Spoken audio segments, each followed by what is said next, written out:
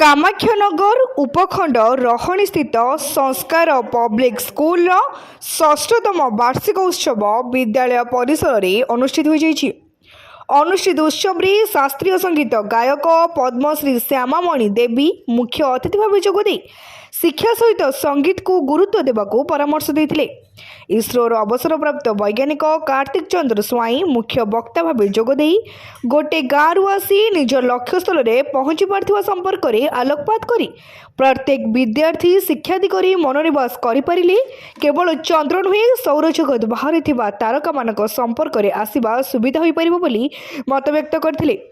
विद्यालय अध्यक्ष शांतनु चटर्जी सभापतित्व में कार्यक्रम अनुष्ठित होता बेले विशिष्ट व्यक्तिविशेष को संबर्धित करा जायथिला।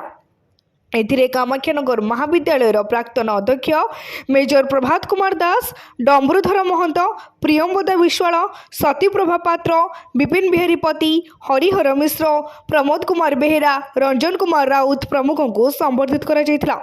एथिसहित विभिन्न क्षेत्र में कृतित्व हासिल करितबा छात्र छात्री को मध्य संबर्धित करा जायथिला। खराबेले एकाडेमी अध्यक्ष अनिल कुमार जेना धन्यवाद देथिले। अनुष्ठान समस्त शिक्षक शिक्षयित्री शिक्षक कर्मचारी कार्यक्रम में सहायता प्रदान करथिले।